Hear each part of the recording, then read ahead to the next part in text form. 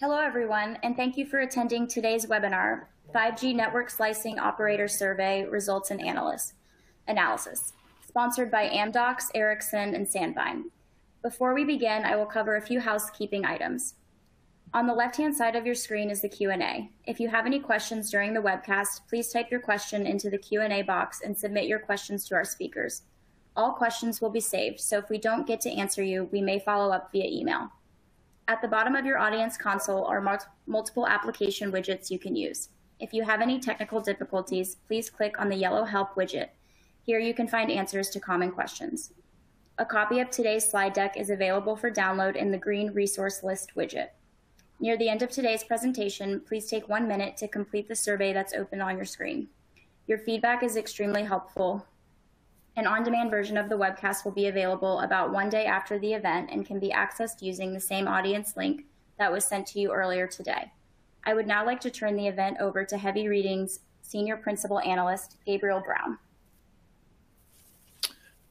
Thank you, Anna Kate, and hello, everybody. Welcome once again to today's webinar, where we will discuss and analyze the results of the Heavy Reading's new 5G Network Operator Survey.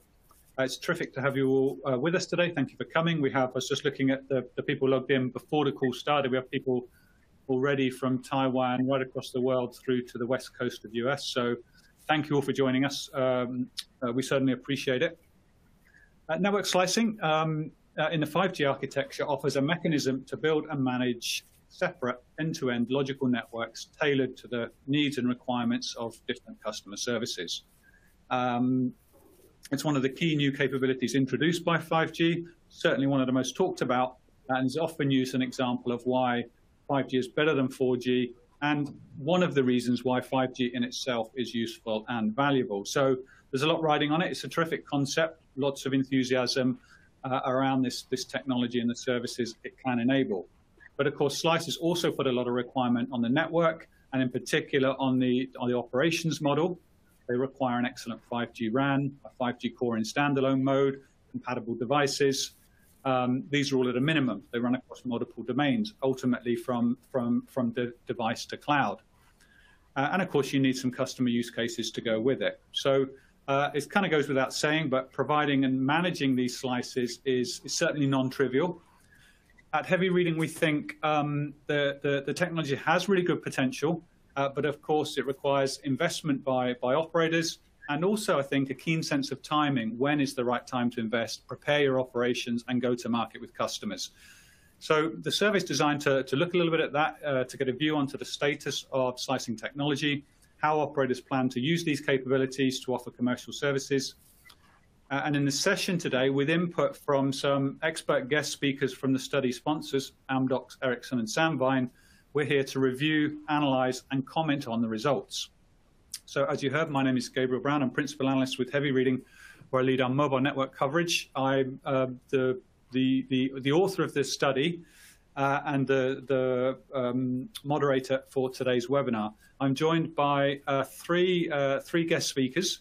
I'm going to ask each of them to introduce themselves and say a little bit of word about what they do. I'm going to start in alphabetical order and go with Ambuj Mittal, Chief Development Officer at Sandvine first. Ambuj, great to have you with us.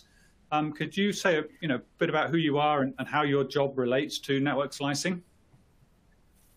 Hey, great to be here, Gabe. Thanks a lot. So Sandvine is in the business of building technology that helps service providers deliver the best application quality of experience across a broad range of access technologies. And of course, 5G is a big focus area for us as we get into that space. I'm responsible for all of the product development in Sandvine, and I look forward to participating on this discussion with the rest of the team here. Good stuff. Thanks, Ambuj. And then we have Arvinder Singh Anand from Ericsson. Arvinder, please. Yes, I'm Arvinder from Ericsson. I'm heading architecture, technology, and end-to-end solutioning for digital services. And I'm very excited and privileged to be part of this exciting digital transformation that's happening globally and making unimaginable possible. And as you guys know, Ericsson is leading the charge to provide the full 5G care from RAN, transport, OSS, BSS, packet communications, everything across the globe. And Ericsson has been a pioneer in network slicing, and I'm very proud to say that and I was part of one of those teams where we did a breakthrough in 2019, where we showcased in Los Angeles Mobile World Congress Americas a full end-to-end standalone architecture, a data flow with some MediaTek devices. I'm proud to be here. Okay, good stuff. Thanks for joining, Arvinder. And then we have Ron Porter, Head of 5G Network and OSS Product Marketing at Amdocs. Welcome, Ron. Hi, Gabriel. Thanks. So again, I'm coming from Amdocs, leading products and services and software provider to CSPs around the world, covering DSS, OSS, and network solutions. And again, I think, from our perspective, slicing or whatever mode it takes, and we'll talk quite a bit about that, especially 5G and the evolution of 5G as it progresses, is kind of the next level of the digital transformations that we've seen lately. How to better connect the user experience of different services and applications all the way down to the network that is now much more dynamic and complex. So how to resolve this, new and dynamic connection. Yeah. Okay. Great to have you, Ron. So the speakers here, they're all going to comment on some of the survey results, as I'll explain that in a moment. But also, as you've heard, they've all got pretty, direct experience of how network slicing is being discussed, developed, and worked on, in quite a number of their different customers. So we'll also be looking to get guys a little bit your own personal input as well, rather than just responding to the survey. Feel welcome to, give a personal view. I'd also say everybody here is open to taking questions. I kind of have, hopefully, a bit of time for questions at the end, but if you submit them as we go through the session, I'll try and work them in as we go, as I can keep an eye on them in the back end and things like that. But please do submit questions, and we'll see if we can put them to the speakers. So the survey itself is Heavy Reading's first network slicing operator surveys conducted over the summer of this year. The questionnaire was developed by Heavy Reading with some input from the sponsors here. We had about 80 qualified respondents after, quite a lot of filtering and all that sort of thing to qualify them, working at 56 different operators with mobile network assets or businesses.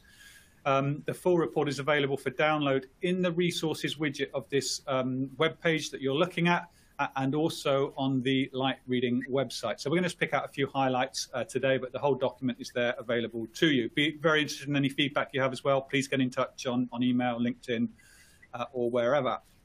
So I'm not going to spend a lot of time, but with a survey, you do really have to kind of talk a little bit about the demographics.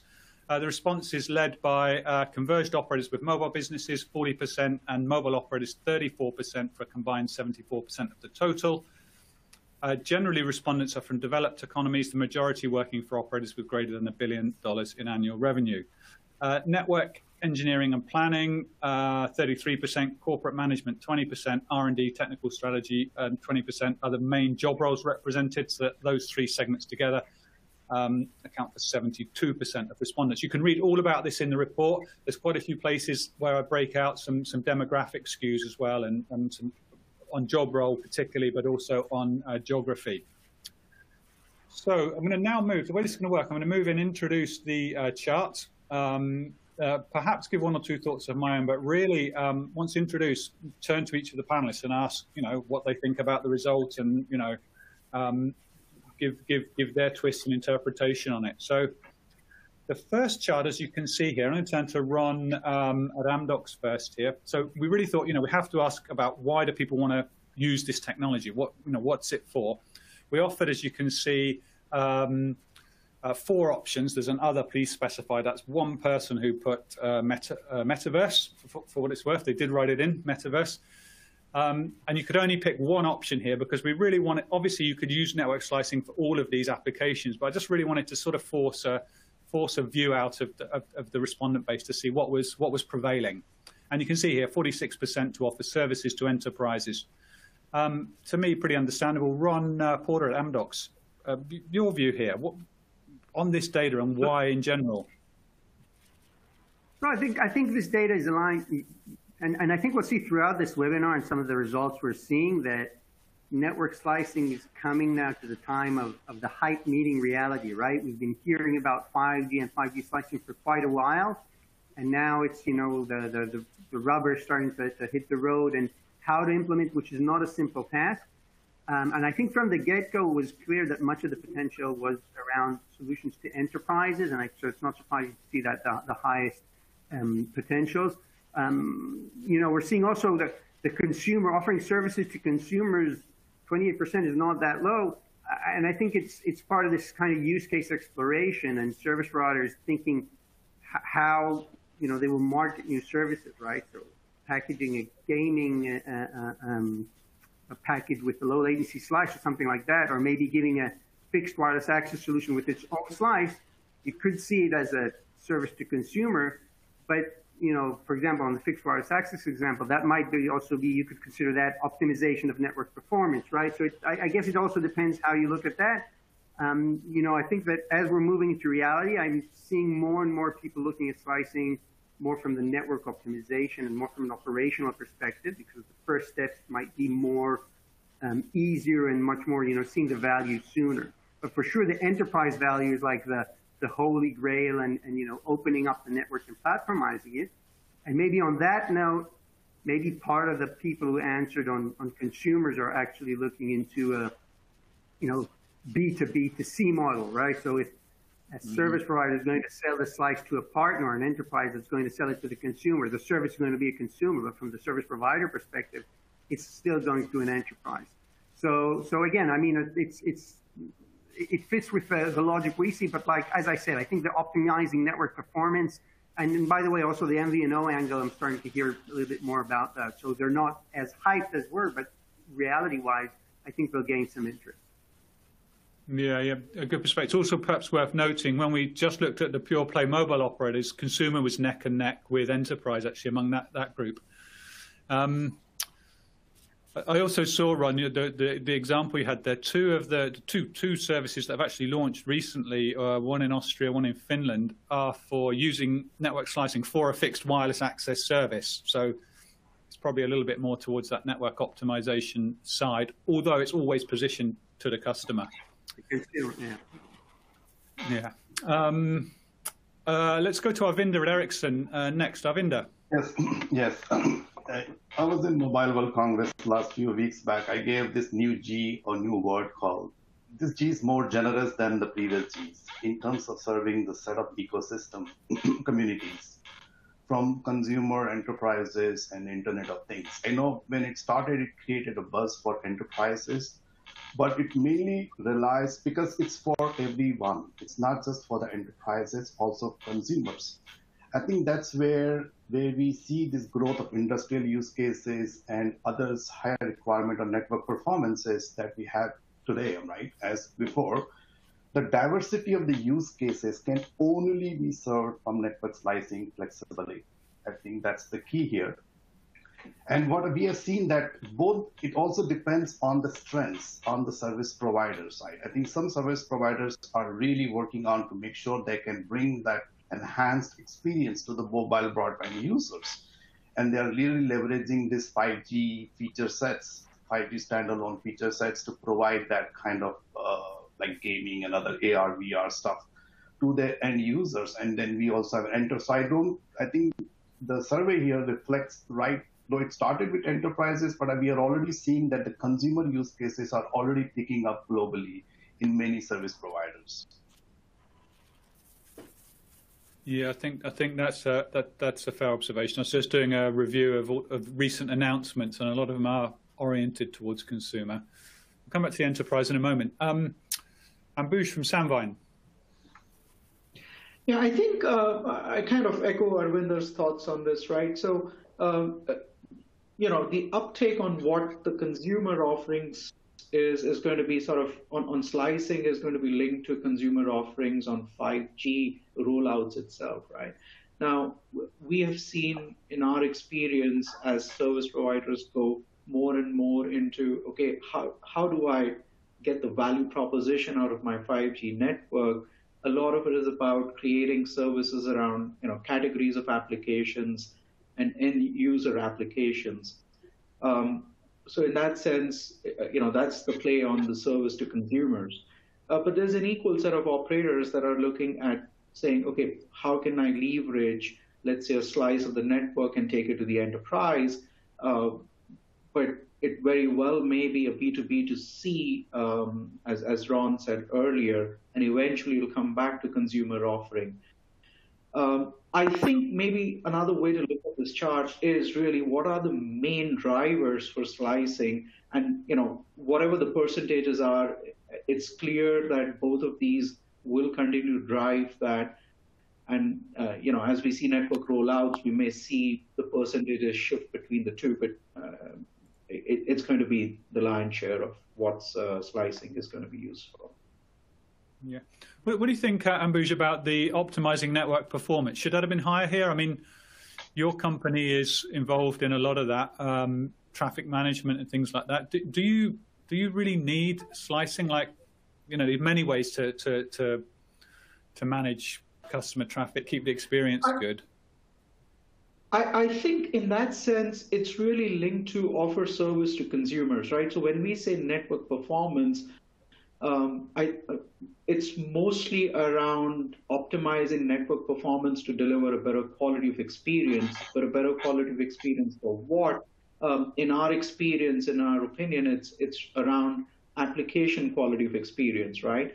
And that application is essentially an end service or categories of applications. Think of it like if we want to offer a video service to a consumer, so that's the offering itself, and then slicing also provides a great way to optimize the network to deliver the best video quality of experience. So those will be linked. Would somebody implement slicing just for standalone network optimization, network performance management? Maybe not, right? We think it's going to be linked to application delivery and quality of experience of that application to the end consumer of that application. And as we've been seeing global networks sort of video and services around video form a very large chunk of it. Yeah. Okay, good. We'll come back to the B2B2C thing and some of the monetization questions in a moment, but sticking with this enterprise theme here, we've established in this chart, we've talked a bit about it. The survey says enterprise is the lead motivation. So the other question we thought we'd ask, and we'll see how this links in. Wanted to ask operators, by the way, this is operators, not enterprises themselves. Do your enterprise customers understand 5G network slicing and see value in it? Now you can see the chart here. We have it's a funny one to interpret. We have 30% of people saying most customers understand the concept and see value in it. Now, to me, that's not meaning 30% of enterprises. That's meaning 30% of operators think that. I personally think they are far too optimistic on that front. I don't think there's that much awareness in the customer base, although I do think there's some. What this also says to me is, even with this bullish view, 70% of people are more or less saying, they and the rest of the industry needs to invest harder in explaining customers the value of this. Arvinder at Ericsson, your thoughts? Yes. So I think I did raise this also in last Mobile World Congress where I had a speech there. So I think we'll have to give a little bit advantage because as 5G is still getting rolled out, I think there are global operators who are running now 5G standalone in their network, and they are actively looking into how to monetize it. So there are two aspects. I think our operators community do understand that slicing does bring the benefits of convenience and coverage when you compare them with the public and the private. Like public provides more performance and security, and private, it kind of has a unique benefits from both public and the private networks. Our operator community do understand that. I think the challenge here, what I see that we are seeing more slicing use cases going commercial, and 2023 you will see a big jump in those numbers. Till our enterprise community don't see those values, and that's what I've been really enforcing, encouraging everyone to bring more awareness, bring more enterprises on the table to see them the value of those slicing and be part of the use cases you run with them. Once you have those kind of good reference cases globally, then you will start seeing that awareness jumping up right away. I think I still see there is a lack of awareness in the enterprise community because they haven't really touched it. They haven't really felt the true advantage of slicing, except few of them. Till you don't see more commercial deployment of slicing globally, as you're already seeing that, you might have heard a lot of news coming from Ericsson and other vendors. 2023, you will see these numbers definitely will change, where you'll see more end customer, which is our enterprises and even consumers, will truly see what advantages this slicing can bring to their businesses in terms of flexibility and in terms of the coverage, getting the both benefits from private and the public network. Yeah, I certainly think when you start framing it in terms of network as a service and extending from there, it resonates with operators. Avinder, again, do you feel it's Ericsson's role to speak and communicate about this direct to enterprises, or the operators who are going to ultimately provide the product? We do generally go through our operator communities, right? We do generally go, but we do work with a lot of enterprises and along with our CSP partners. And there has been a lot of work that's been headed by Ericsson. As you can see, there has been a lot of press releases that we have engaged enterprises with our CSP partners globally and running trials and proof of concept. And now you've recently seen that the slicing use cases are being also brought up in the commercial network. So yes, Ericsson is heavily engaged, but generally we work through our CSP partners along whenever we work with our end customers here, which is our enterprises.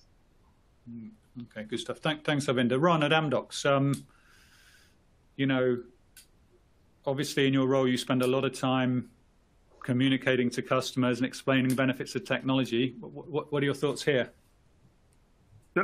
So again, I mean, when you talk about understanding the concept, on the most basic level, I think the concept that is understood, right? Moving from the one-size-fits-all network and starting to have the ability to get differentiated performance from the network. But when you start going into the details, it gets more complicated. And again, we talk about the concept, it's also about the meaning of how to implement it.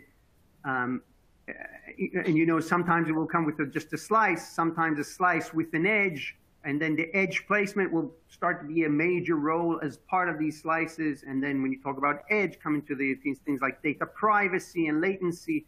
And you know, Amdocs, we've been doing also a lot of exploration around the use cases, because when you talk about the value, often that's what people want to understand. What is the value? What can I do with slicing that I can't do today in other ways, right? And so a lot of the exploration we're doing in this space, for example, we did a lot of work in the 5G Open Innovation Lab, and now we have our own 5G lab in Texas, is exactly around this. How do we bring together the ecosystem and bring together partners and maybe startups and on this multi-vendor network, which is, again, a significant part of slicing, the fact that it's multi-domain, multi-vendor, and how do I make sure this different application or startup can get the specific requirements that it needs, be it, again, the latency or edge resources or a specific coverage area or reliability, or get all of these currencies to make it work in the new way, right? And many applications can work today, but for example, what we did in the 5G Open Innovation Lab is connect this experience. There, the use case was around agriculture, around enabling a farmer to, you know, launching a drone and collecting drone footage to drive agriculture analytics and doing some of the processing in the edge and additional processing in the public cloud and getting the results back to the farmer within minutes. Whereas without all of this dynamic connectivity and seamless connection between the user experience all the way down to the dynamic network, it would be a manual, time-consuming process, right? Mm-hmm. So getting the slicing to work as you need it, when you need it, in real time, I think this is the big challenge, and this is what will bring out the value, right? So it's exploring the use cases and what we'll bring out to market and how to operate them and make them happen in real time. And at the end state, you know, figuring out also how to monetize it from the service provider perspective. But this is why it's a little bit of taking time.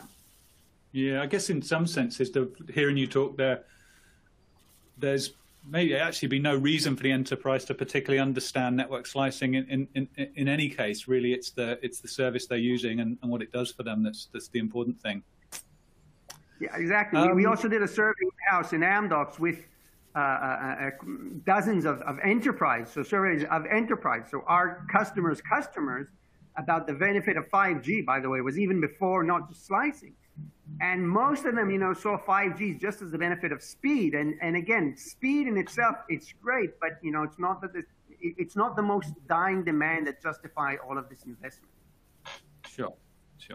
Ambuj, unless you've got something you really want to say here, or yeah, I just want to add something here, right? I think one of the other challenges I see, right, the organization's immaturity in terms of the transformation needed for go-to-market, business strategy, business models, right?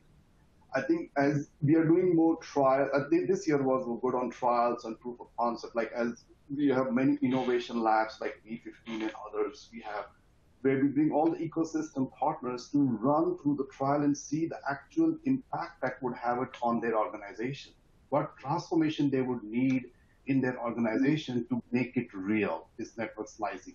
And this year has been a lot of good lessons that has been learned by the community, by the operators. And I'm really optimistic that next year probably we'll see some great results coming out from network slicing use cases going commercial. Okay, well, on that point, Arvind, just stay with us because I'm going to push the next slide.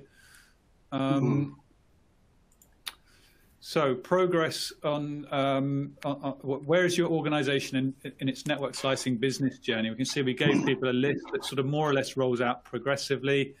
Yes. The biggest group here, about a third, speaks for itself. They're in there understanding what it means for them. The next group, almost close to a third, conducting trials, gaining experience. And we have another third of a cohort, a little bit more advanced in their pathway here. Arvind, you were talking just then, you see a lot more in 2023. What's your feeling for, is into these sort of three cohorts a good idea, or is it more dynamic than that? No, I think one thing that I've probably been many years that I think we have been emphasizing, there is no I think everyone has already started. I think it's very important for the operators to start very early. Like as you guys will see that we have done many surveys with our CSP partners in the last few years. And what we have seen that early adopters of network slicing are learning about their internal challenges, operating models, end-to-end service orchestration that will be required to be positioned ahead of the competition as adoption increases. So this is very right data. If you look at the second one, which I would say is very relevant here, we're conducting trials and gaining experience. As you can see, every tier 1 global operator is trying to do some form of trial and proof of concepts. And there are a lot of learnings that's coming out to make things happen internal. As I always say, technology is there. We'll talk about that later. The technology is there to do some basic slicing.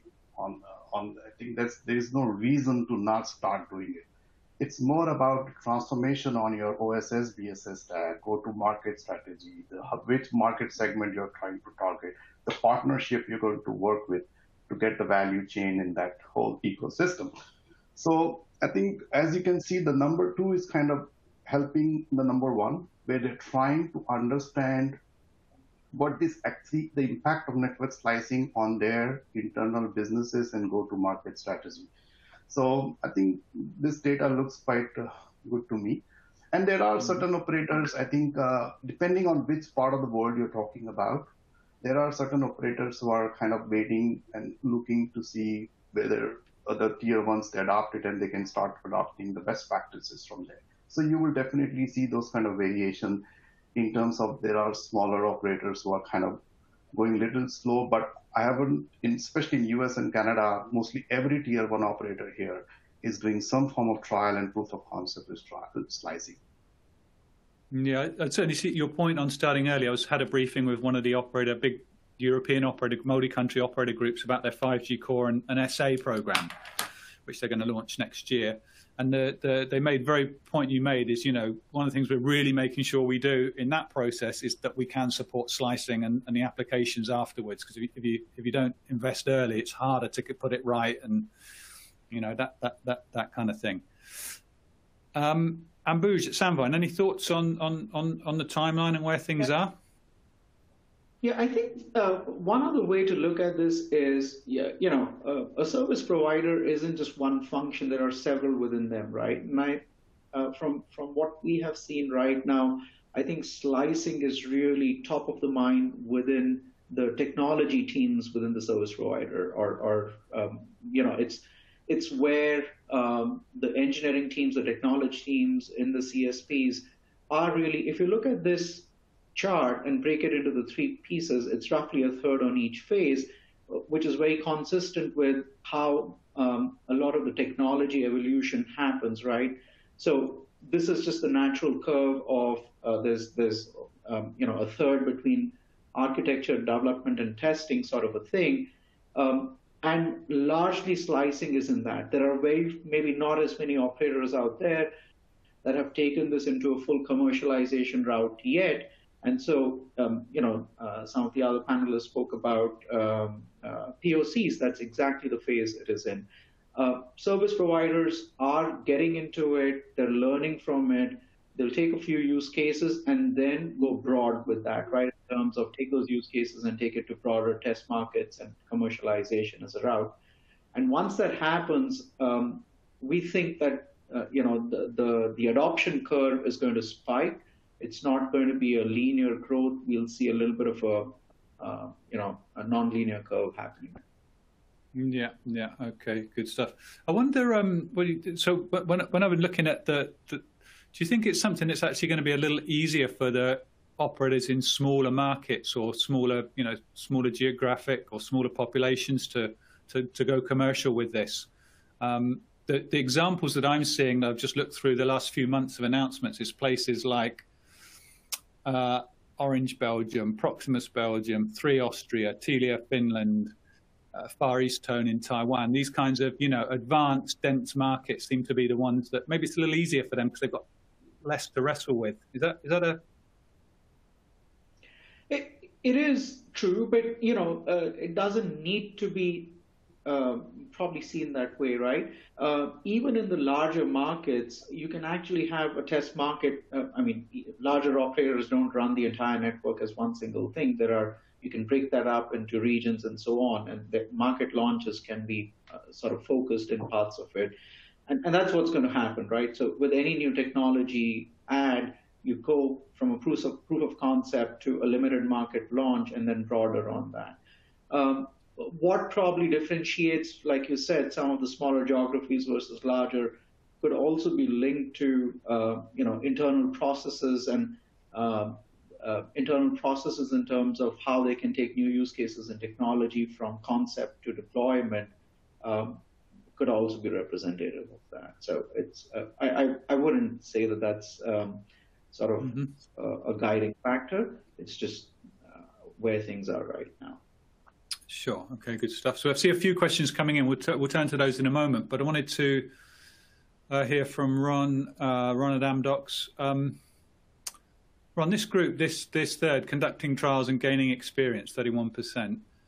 These are people who are active in the technology development, but they're not fully there yet. It feels to me a little bit like we've been hearing for 4 years that we're doing trials. How can we interpret this group? Can we be confident, or is it trial to another trial, to yet another? No, I think these trials, in my view, are really kind of the next step, right? Because when 5G started, and I mentioned the hype before, and I'm from the marketing side, all right? We know about the hype, and now as we're starting to get to reality, so the first stage was rolling out 5G, and it was 5G non-standalone, and I think operators get that, they know how to roll out new mobile networks. And now moving into standalone, we're seeing not a huge bunch, right? The numbers are like 20 to 30 operators launching 5G standalone core. And moving into slicing takes it to the next level because it requires really a new mode of operation and even looking at existing systems in the OSS, right? For example, if you look at inventory, which many operators still have these kind of inventory or assurance or orchestration, which many operators look at all of these areas in a siloed per domain approach. Now, this doesn't work if you want to look at the end-to-end slice and how it, how it look across the RAN, edge, transport, core, and even into the public cloud. I saw a few questions on public cloud.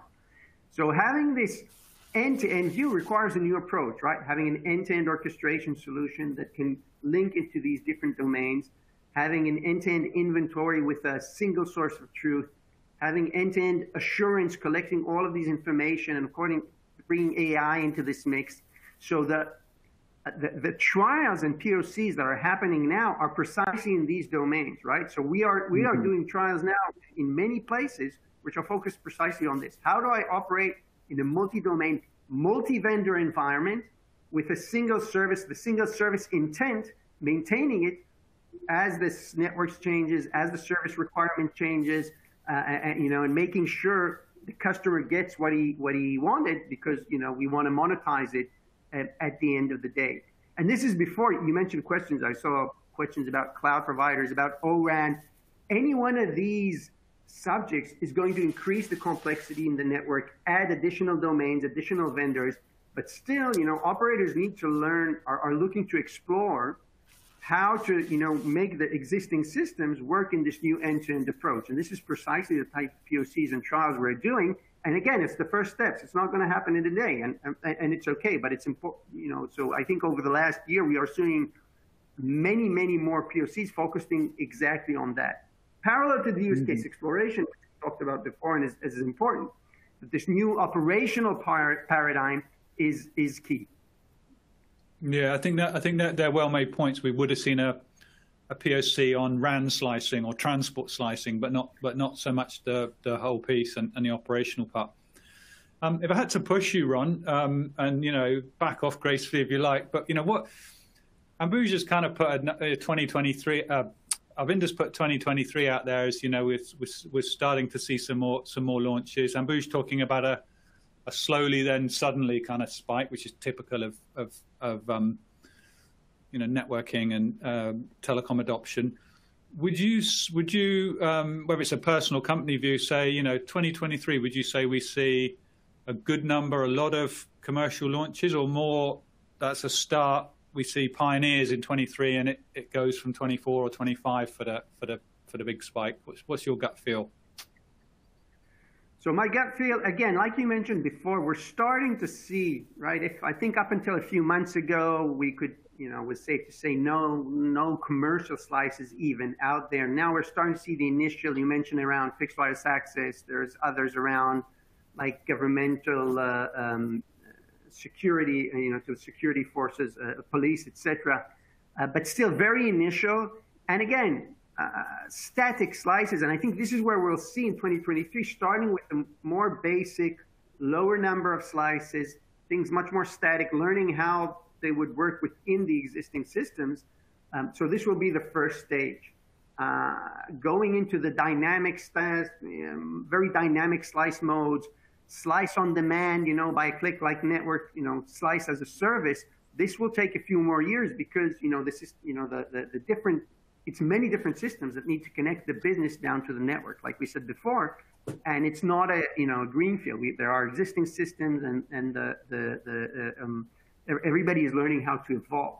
I always look to the parallel of, if you think of the public cloud and how it started in the early days, the public cloud was just a place where you put maybe just storage, just uploaded my files up there. They were somewhere there, basic price plan, basic service, it evolved over time. It took it quite a few years to get to the place where it is today of, dynamic and scalability and openness and APIs, et cetera, et cetera. So it's an evolutionary approach. So, I think next year we will start to see more commercial, but static, low number of slices. And of course, it'll also very much depend on an application. If the application emerges that can leverage this in new ways, then the technology will race to catch up to that, right? So many people talk about metaverse. I'm not sure metaverse is the killer app for 5G slicing, but it might be something else. It might be the new AR headsets that come and need new requirements. So that's a little bit harder to guess, and it's a little bit of a chicken and egg scenario, but definitely that may accelerate the process. Yeah, okay, good stuff. Thanks, Ron. I do want to move on, but actually, Arvinder, I wanted to, Ron's comment there prompted a question for you, actually. To talk a bit about on the device side, I know you guys had a press release out working with Android on, the ability to support multiple slices on a UE. What's your sort of look forward on the device capabilities? Because obviously, at attached to the network time, you need to was it UERSP or whatever it's called? Yes. So definitely, as we've been talking about, the true benefits of slicing you will see as those features are out. So one of them is this URSP. And imagine like you have a mobile phone and you have separate pipes running from your mobile phone, different slices running from your mobile phone, where your single mobile phone or a UE can support multiple slices. I can give you one example. Let's say my wife, she has a health condition. So if I need some kind of a slice that needs to be triggered on an UE that's sitting at my home to provide that kind of SLA and network characteristics of for that health assurances, I can always trigger that slice. I think benefit of, that's what we've been saying, that the true benefit of slicing you will start seeing as those features are more evolving. As you just saw that we did a great demo with trial with one of those vendors out there and the CSP. Far EasTone and Ericsson, we did a breakthrough in 5G network slicing along with Google, right, where we showcased how can we have multiple slices for different services on your mobile phone. So that's one advantage you'll start seeing as devices getting evolved.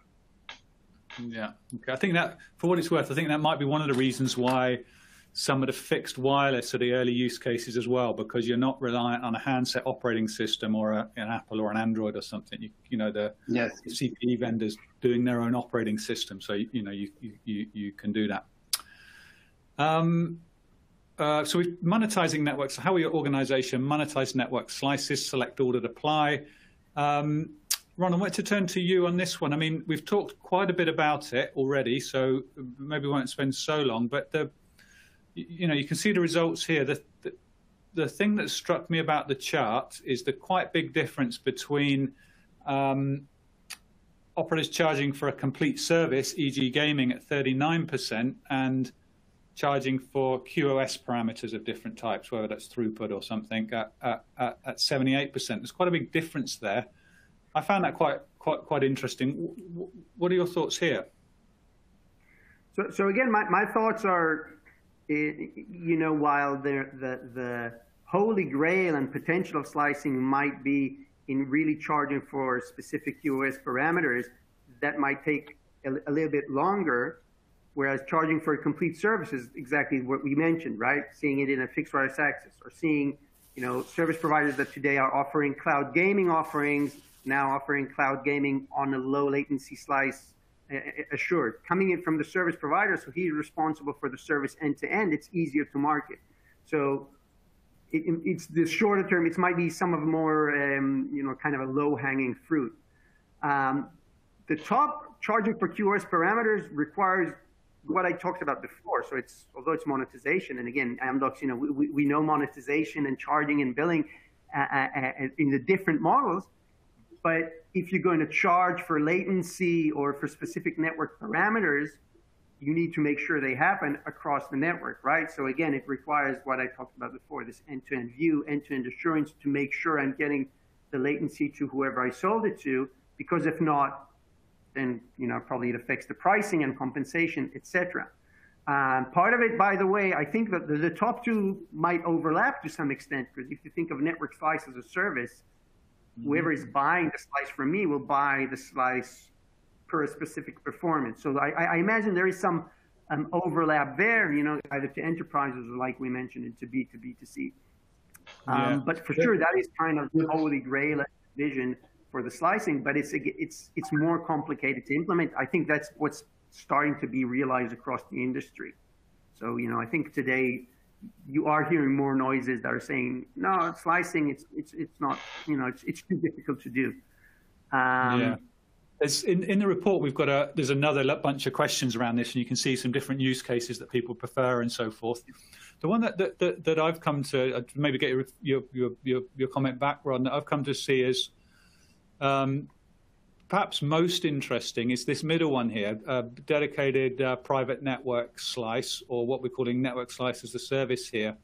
I think when I think about your example of cloud enterprise applications, our vendors applications about a health service, I think there are many examples where there may be a requirement for traffic isolation for security and privacy reasons, policy reasons, that type of thing, without it necessarily having to be a specific QoS. You know, you're going to get this uplink and downlink, but really for the privacy and security value or the policy value that you can have on it when people bring their own device. But you know, what is, to me, that feels like the top opportunity. Yeah, for sure. Again, it's another, right, assuming you can assure, you know, prove and assure and seeing this privacy and security that is enabled, for sure. But I imagine there will also be, you know, some parameters that have to define the experience or what happened there. But by the way, it might be even spectrum, right? Today, if we're seeing, you know, like AT&T providing the a dedicated security network, they're allocating specific spectrum to police and to internal governmental agencies in the United States. Maybe a different model there would be allocating a slice. So you don't need to shave the spectrum, but again, you can allocate a slice to this type of governmental agencies. And then, of course, you gain the dynamicy and the scalability, like a cloud-like operations of the network, and better utilization of spectrum. So for sure, that's a viable example. Gabriel, just on the subject of monetization, I just want to share with the community here, like we did a global study with one of the analyst organization, ADL, and I just want to share those numbers here on the network slicing business potential across all these areas and how we make money. I think there is a good $200 billion US by 2030 for the CSPs. And there is a very robust CAGR that will grow from 23% to 36%. And what we have figured out that most of the slicing opportunities, 90% of the slicing opportunities does fall under like 6 categories. I'll probably share it with the community here. Healthcare is one, government, transportation, energy and utility, manufacturing, and media and entertainment. And all those kind of, how do our CSPs or other ecosystem, they monetize. It depends on different use cases by different use cases on those different segments. Yeah. So I think that's a good point, right? You know, maybe the first and the third aren't really disjoint in entirety, right? So if you really look at it, what do you need a cost parameter for? At the end, maybe it's overlapping.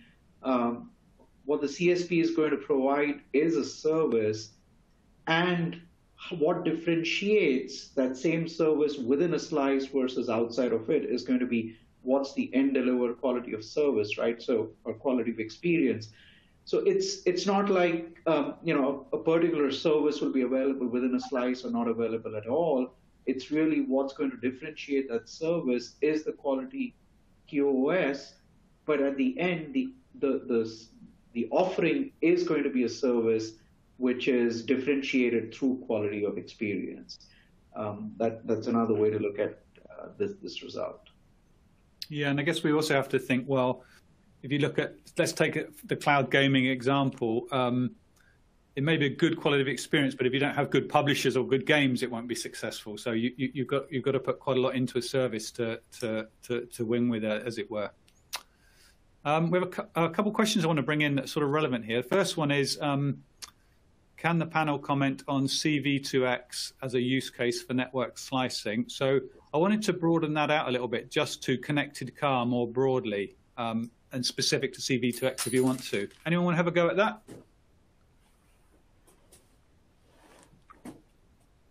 Arvinder, I'm happy to... Sorry, Ron, go for it. So I know, just as a word, I mean, for this is an example I use quite a bit as to showcase the potential, the fact that, you know, we have connected car offerings already out there in the market, right? So today it's just the connectivity to the car, and then you have Wi-Fi connectivity to the car. Once again, once you have slicing, it will give you potentially to offer differentiated services in even different business models. So you can have maybe a speed boost to the driver. If I know I'm going out on a drive, and I know there's going to be traffic jams, and I have my kids in the back, and I want a speed boost for the next 2 hours, so each can watch his own media and play his games. In parallel, I can have a slice of B2B, getting telemetries. If it's a rental company and they want to get real-time telemetries of the car to do preventive maintenance and save money, and maybe there's another application that leverages, you know, videos from the dashboards from cameras across the city to do, you know, to prevent collisions. So it might be a B2B to X model, and they might need to have an edge to be located, you know, at the neighborhood level to do this millisecond prevention of collisions. So again, to me, that's just a showcase of how a service connects cars that we have today, how we can increase the potential with this differentiated services approach. Sure. And definitely, as Ericsson has been involved in many use cases around this place, right? Like fleet-to-fleet management, I think vehicle-to-vehicle communication, where you need more traffic control. We definitely can get back to somebody who asked the question to provide more details on that. Yeah, okay, there's a few others coming. I'm going to push on, actually, Ambuj, and go to you on the next point here. We have one question. Some operators have considered network slicing as differentiated offering to compete with hyperscaler ambition in 5G. Can speakers give their thoughts? Let's hold that to the side for the moment. Ambuj, I'm going to go to you with this next chart. So one of the questions we talked about was how slicing will apply to the major sources of traffic on networks. With the rise of over-the-top traffic, as some examples given there, does your organization plan to use network slices to deliver and monetize high-volume OTT services? So, Ambuj, the question here was specific to high-volume OTT, but essentially video services for now.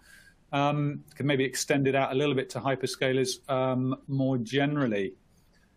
You have a big bunch here saying, yeah, we expect or we plan to work with online content providers here to create some sort of win-win strategy. What do you see as going on with this specific these two different groups of players here? Yeah. So what I think is really, you know, if you look at what is a win-win strategy, right? So the vast majority of traffic on the network, and we've seen that across a wide variety of networks, different access types, different geographies, is really video, right? And it's just growing by leaps and bounds to a point wherein it's, you know, close to 50 to 60%, depending on different regions of the network, is carrying video traffic.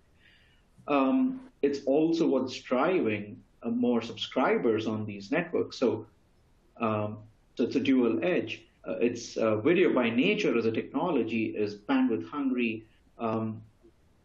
Now, what it does is you need to work with the content creators and the consumers, and the service provider is in the middle of it all. And slicing provides a great opportunity to ensure that you can connect the two ends of it, right? So the provider and the consumer of this content, and ensure differentiated quality of experience, right? So that's one thing. Now, the other thing also is once you've done that, as a service provider, you may want to, that gives you also a way of objectively measuring how much of the network is being used to deliver these OTT services. So that might create a monetization opportunity for you from not just your own consumer or end subscriber, but a monetization opportunity from the OTT or the internet company's perspective as well, right? So these companies are using the infrastructure provided by the service provider to deliver these services. And now the regulatory framework in many countries is starting to look at that, right? How can the internet companies start contributing to the load that they add onto the networks? And this gives an objective view of that. There's a third aspect to it, right? Now, if you have growth happening at two sides, one, content creators and companies providing this content are growing, the subscribers are consuming more and more of it. How does the service provider know what's going on in their network, and how do they plan capacity in their network to deliver the best end user experience or best end application quality of experience?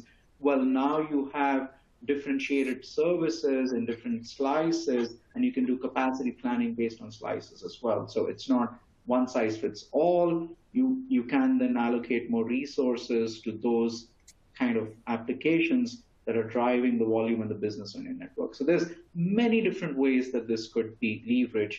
And I think that's what's presented over here as partnering with or working with content providers to create a win-win strategy.